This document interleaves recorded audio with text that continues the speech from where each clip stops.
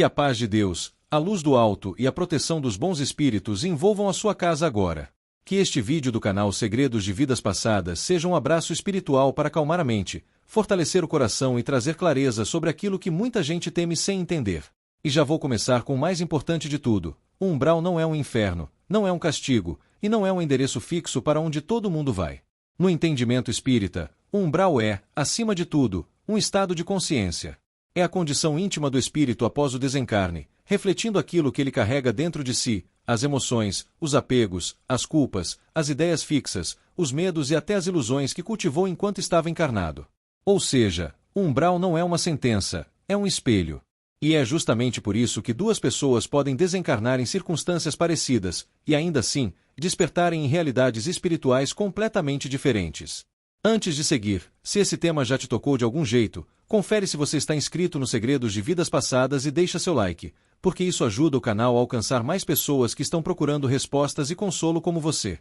Muita gente vive apavorada com a palavra umbral porque imagina um lugar cheio de sofrimento inevitável, como se fosse um corredor obrigatório após a morte. Mas o Espiritismo não ensina isso. O que se aprende é que existe uma lei natural, uma lei de afinidade, de sintonia, de vibração. Cada espírito desperta onde sua mente consegue sustentar a própria realidade.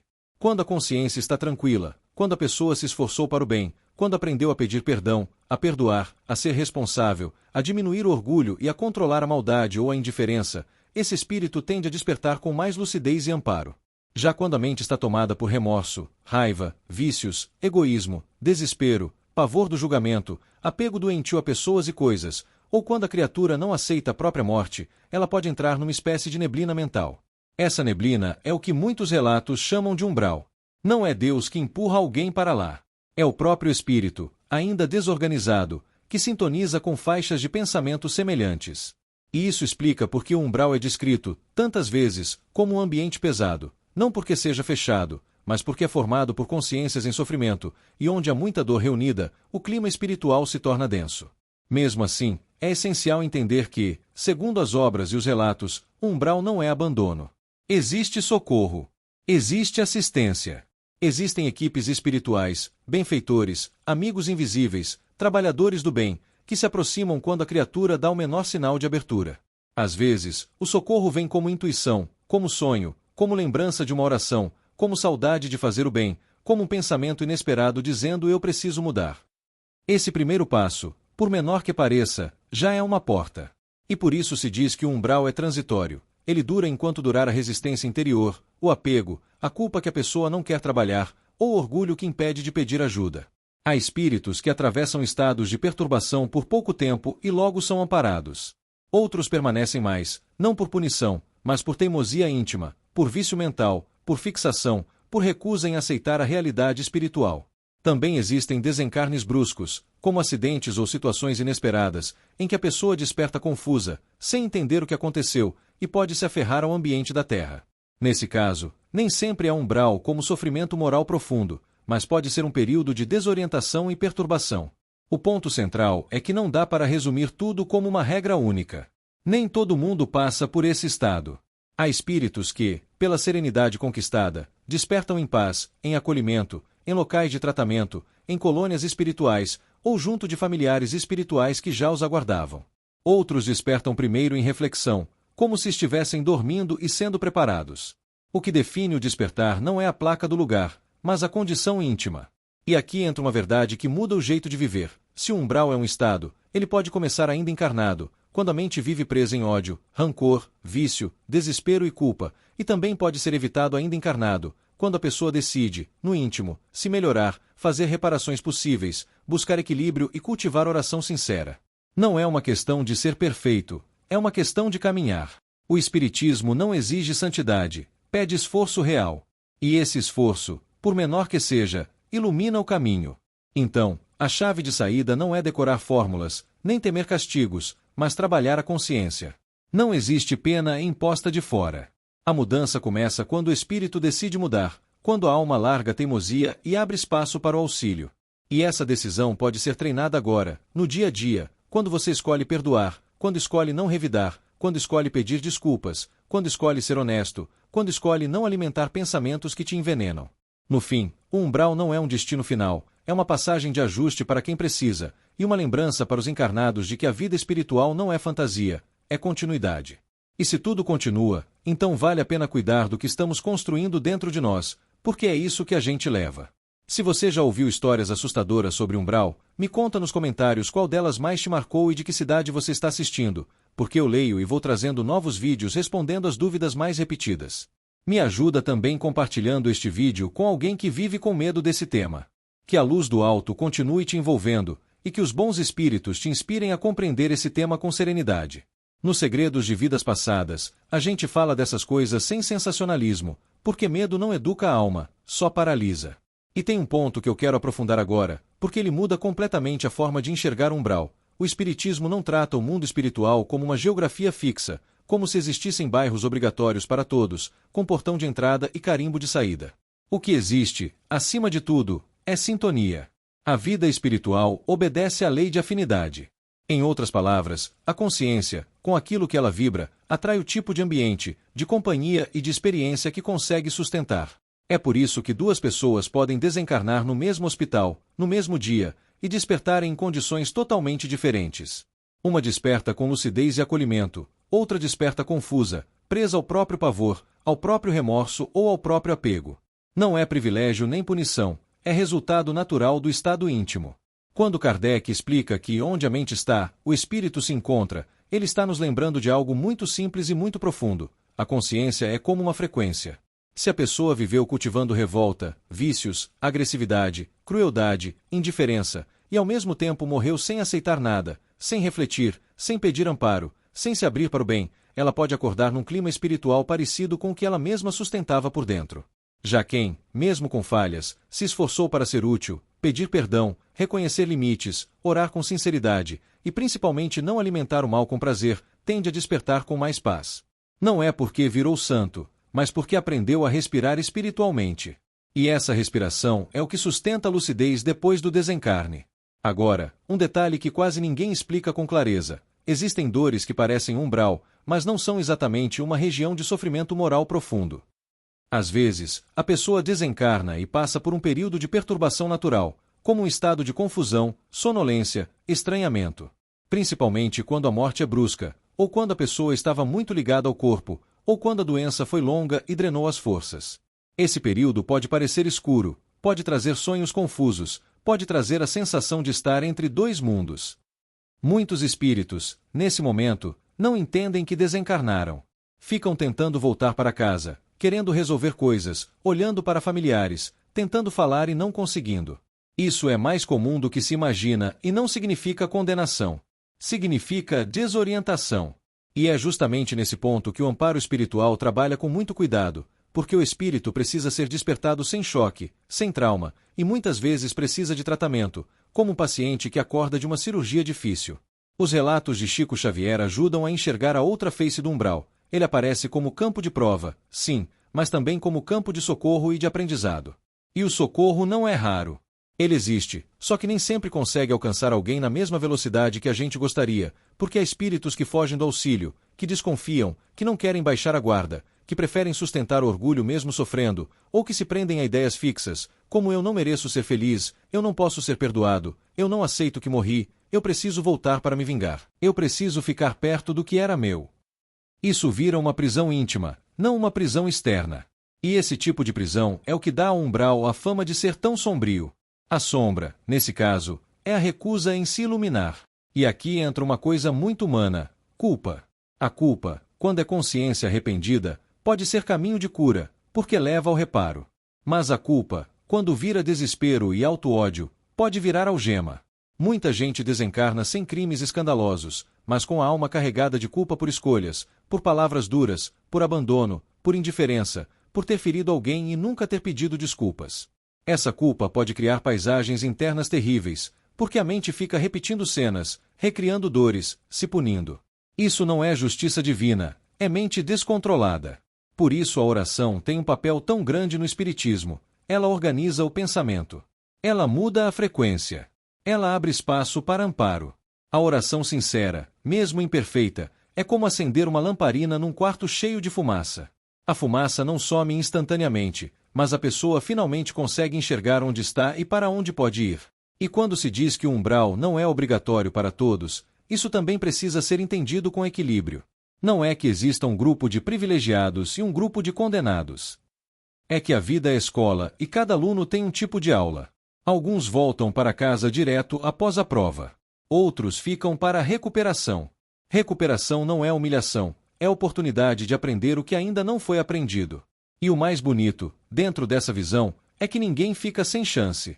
A misericórdia divina se manifesta como tempo, como recomeço, como trabalho e como ajuda. Sempre existe uma porta. Às vezes a porta é uma lembrança de infância, às vezes é uma prece que a mãe fazia, às vezes é a vibração de alguém encarnado que ora por aquele espírito, às vezes é um benfeitor que se aproxima em silêncio.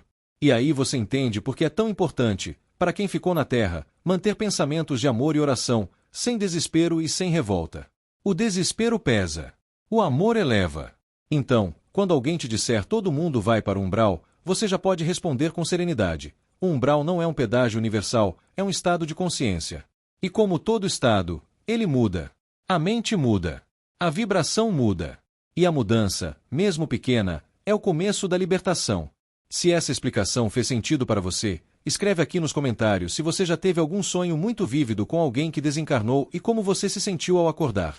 E se você conhece alguém que vive com medo desse assunto, compartilhe este vídeo, porque conhecimento com paz é caridade também. Que a serenidade continue te acompanhando enquanto a gente aprofunda esse tema aqui nos Segredos de Vidas Passadas, porque agora chegamos a um ponto decisivo. Entender que o umbral não começa depois da morte, ele pode começar muito antes, dentro da própria encarnação. Isso é algo que muda completamente a forma de viver. Quando o Espiritismo fala que o mundo espiritual é continuação da vida, ele está dizendo que não existe um corte brusco entre aqui e lá. A mente não é desligada, a consciência não é resetada, as emoções não desaparecem. Aquilo que a pessoa treinou sentir, pensar e reagir ao longo dos anos continua operando após o desencarne. Por isso, estados profundos de amargura, ressentimento, revolta constante, prazer em ferir, indiferença ao sofrimento alheio e apego exagerado não são problemas apenas morais ou psicológicos enquanto estamos vivos. Eles são sementes de realidades futuras. Muita gente imagina o umbral como um lugar distante, mas ignora que existem pessoas encarnadas vivendo em verdadeiro umbral emocional. Vivem presas ao passado, remoendo ofensas, desejando vingança, alimentando culpa ou se sentindo vítimas do mundo o tempo todo. Esse tipo de estado mental cria um campo vibratório pesado. Quando ocorre o desencarne, sem o corpo para amortecer essas emoções, tudo se intensifica. É como se a alma ficasse nua diante de si mesma. O que estava abafado aparece com força. Isso explica por que alguns espíritos relatam sofrimento intenso sem entender exatamente por quê. Eles não estão sendo punidos, estão apenas sentindo, de forma ampliada, aquilo que já carregavam. Mas aqui vem uma notícia libertadora. Se o umbral é um estado de consciência, então ele pode ser trabalhado ainda em vida.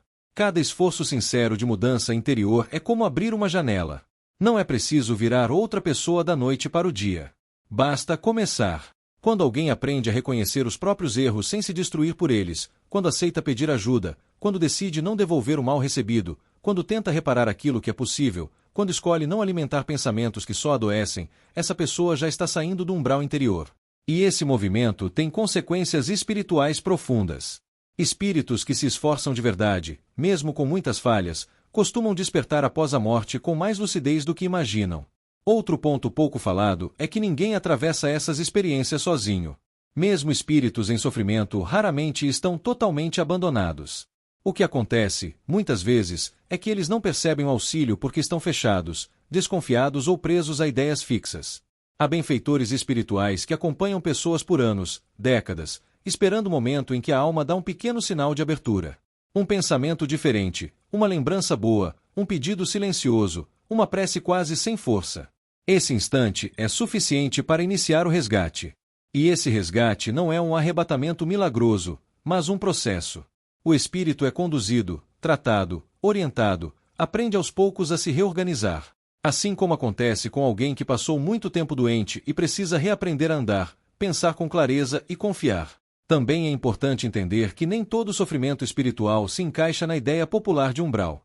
Existem zonas de tratamento, regiões de recuperação, estados de reflexão profunda, que não são felizes nem dolorosos, mas educativos. O espírito fica em recolhimento, assimilando o que viveu, revendo escolhas, sendo orientado. Esses estados não aparecem em relatos sensacionalistas, porque não chocam, mas são muito comuns. A espiritualidade trabalha mais com educação do que com dor. A dor surge quando a consciência resiste. Quando a resistência cai, o aprendizado flui. E aqui entra um papel importante de quem está encarnado. A vibração que emitimos alcança quem já partiu. Pensamentos de amor, orações sinceras, lembranças sem desespero ajudam muito mais do que lágrimas de revolta ou culpa excessiva. Quando alguém desencarna, e os que ficam conseguem manter uma postura de confiança, saudade serena e oração, isso funciona como um farol. Não é magia, é sintonia. Da mesma forma, quando alimentamos desespero, culpa ou apego exagerado, essa vibração pesa e pode dificultar o processo de quem está do outro lado. Por isso, aprender a amar sem aprisionar é um ato espiritual profundo. No fundo, o estudo do umbral não deveria servir para causar medo, mas para gerar responsabilidade e esperança. Responsabilidade sobre o que cultivamos dentro de nós e esperança de que nada está perdido. Ninguém está condenado a permanecer em sofrimento. O tempo, aliado à boa vontade, sempre abre caminhos. E quanto mais cedo a pessoa começa a trabalhar a própria consciência, mais suave tende a ser o despertar espiritual. Se essa reflexão te fez pensar sobre algum comportamento ou sentimento que você vem carregando há anos, escreve aqui nos comentários o que você sente que precisa trabalhar a partir de agora. E se esse conteúdo te ajudou a enxergar o espiritismo com mais equilíbrio, compartilhe este vídeo com alguém que só conhece essa visão através do medo. Que a luz continue encontrando espaço dentro de você, porque agora entramos numa parte ainda mais delicada e necessária. Compreender que o umbral, além de estado individual, também tem relação com processos coletivos e com missões espirituais que muitas almas assumem antes de reencarnar. Nos Segredos de Vidas Passadas, é importante dizer isso com clareza, porque nem todo espírito que passa por regiões difíceis o faz apenas por desequilíbrio pessoal. Existem espíritos que aceitam tarefas de auxílio em zonas de sofrimento, assim como existem encarnados que escolhem trabalhos difíceis na Terra. Nem todo contato com dor espiritual é queda. Às vezes é serviço. E essa distinção quase nunca é explicada, o que leva muita gente a interpretar tudo como punição. Há espíritos que, mesmo tendo alcançado certo grau de lucidez, optam por permanecer próximos de regiões densas para ajudar outros que ainda estão presos à dor, ao vício, ao ódio ou à culpa. Isso acontece por afinidade de missão, não por atraso. Assim como o médico vai até a enfermaria mais difícil e não apenas ao quarto do paciente leve, esses espíritos descem vibratoriamente para servir. Por isso, relatos espirituais não podem ser interpretados de forma rasa. Estar em ambiente pesado não significa, automaticamente, estar em sofrimento moral profundo ou em erro grave. O que define a condição do espírito é o que ele sente por dentro. Há quem esteja em regiões simples e esteja em paz, e há quem esteja em lugares belos e esteja atormentado. O cenário nunca é mais importante do que a consciência. Outro ponto essencial é entender que a vida espiritual não funciona com pressa humana. A ansiedade é nossa, não da espiritualidade. O tempo no além é vivido de outra forma. Processos de recuperação podem levar o que para nós seriam anos, mas para o espírito são etapas naturais de reorganização. Não existe cobrança para que alguém melhore rápido. Existe respeito ao ritmo de cada consciência. O problema surge quando a pessoa encarnada imagina que tudo precisa ser imediato e, ao não ver respostas rápidas, conclui que há abandono ou castigo. A espiritualidade trabalha com profundidade, não com espetáculo. E aqui entra um ensinamento muito sério do espiritismo: ninguém evolui sozinho. A ideia de que a evolução é apenas individual é incompleta. Somos responsáveis uns pelos outros. Laços familiares, afetivos e espirituais continuam após o desencarne. Muitas vezes, espíritos se reencontram em planos difíceis justamente porque têm histórias em comum, débitos a harmonizar ou compromissos de auxílio mútuo. Isso não significa que todos ali erraram, mas que há pendências a resolver. Resolver não é sofrer indefinidamente. Resolver é aprender, reparar, perdoar, compreender e seguir adiante. Também é importante falar sobre a ilusão da inocência automática. Há quem diga, mas aquela pessoa não fez nada de errado. O Espiritismo nos convida a olhar além de uma única vida. O espírito é antigo. Carrega experiências de muitas existências. Às vezes, a dor atual não nasce do presente, mas de compromissos não resolvidos do passado. Isso não deve gerar culpa, mas entendimento. Se há algo a ser ajustado, a vida oferece oportunidades. E quando essas oportunidades são aproveitadas, o caminho se suaviza, seja aqui, seja depois. Existe ainda um fator pouco comentado: o apego emocional extremo. Amar é virtude. Apegar-se de forma doentia é prisão. Muitos espíritos permanecem ligados a regiões densas não por maldade, mas por não conseguirem se desligar de pessoas, casas, objetos, papéis sociais, títulos, posses. Eles não aceitam a mudança. Querem continuar controlando, interferindo, vivendo como antes. Esse apego cria sofrimento real. E esse sofrimento é confundido com punição, quando na verdade é resistência. A libertação começa quando o espírito aceita a nova etapa da vida e compreende que nada do que é essencial se perde com a morte. O amor verdadeiro não é arrancado. Ele apenas muda de forma. Por isso, estudar o umbral é também aprender a desapegar em vida. Não de pessoas, mas da ideia de posse. Não de vínculos, mas da ilusão de controle. Quando aprendemos a amar respeitando o caminho do outro, quando entendemos que cada um tem seu tempo e sua jornada, criamos uma leveza interior que nos acompanha para além do corpo. Essa leveza é um dos maiores antídotos contra estados de sofrimento espiritual. No fim das contas, o umbral não deve ser visto como ameaça, mas como alerta amoroso. Ele nos lembra que tudo o que cultivamos em pensamento e sentimento constrói realidades. E também nos lembra que sempre há auxílio, sempre há aprendizado, sempre há saída. Se você conhece alguém que vive com medo de não dar conta espiritualmente, compartilhe este vídeo com essa pessoa. E escreve aqui nos comentários se você já sentiu que estava carregando um apego que precisava ser transformado. Esse reconhecimento já é um passo enorme. Que a paz se acomode no seu coração agora, como quem entende algo importante e respira aliviado.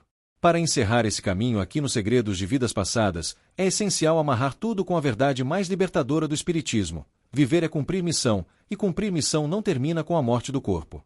A vida continua, em outras formas, em outros aprendizados, em outras oportunidades. Nada do que você viveu, sentiu ou tentou foi em vão. Mesmo as dores, os erros e os fracassos fazem parte de um plano maior de educação do espírito.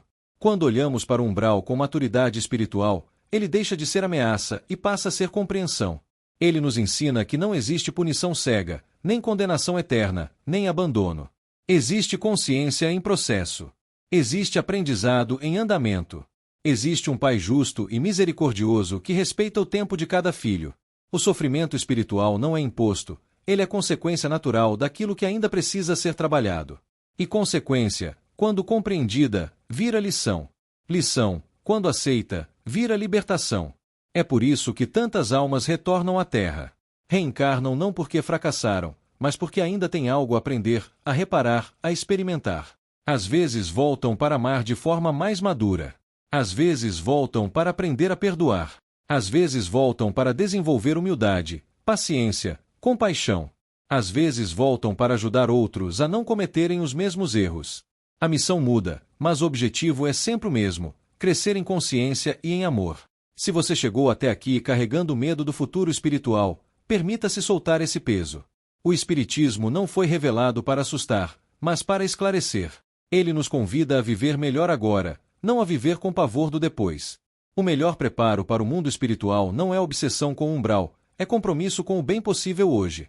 É fazer o que dá, com o que se tem, onde se está. É errar menos amanhã do que errou ontem. É pedir perdão quando necessário. É aprender a não se torturar pelo passado, mas a transformá-lo em aprendizado. E se em algum momento você se sentiu cansado da vida, achando que já deu, saiba disso com muita seriedade. Ninguém está aqui por acaso. Enquanto a vida permanece, a missão continua. Mesmo quando não entendemos o motivo. Mesmo quando dói. Mesmo quando parece pesado demais. Muitas vezes, a missão não é mudar o mundo, mas mudar a si mesmo. Outras vezes, é ser apoio silencioso para alguém. Outras, é apenas resistir sem endurecer o coração. Missões simples também são missões grandiosas aos olhos do espírito. Quando o desencarne chegar, seja hoje, amanhã ou daqui a muitos anos, a consciência tranquila será o maior passaporte. Não a perfeição, mas a honestidade consigo mesmo. Não a ausência de erros, mas a disposição de aprender. Não a vida sem dor, mas a dor transformada em compreensão. É isso que abre portas, que aproxima amparo, que facilita o despertar espiritual. É isso que torna qualquer passagem mais suave. Que este vídeo não termine como informação apenas, mas como convite à reflexão. Se algo aqui tocou você, se alguma parte te fez pensar na sua própria caminhada, escreve nos comentários o que mais ficou no seu coração. Isso ajuda outras pessoas a se reconhecerem também. E se você sente que esse conteúdo pode aliviar o medo ou a angústia de alguém próximo, compartilha. Às vezes, uma única palavra chega exatamente quando alguém mais precisa. E continua caminhando com a gente aqui nos Segredos de Vidas Passadas, porque ainda há muito lembrar, compreender e curar.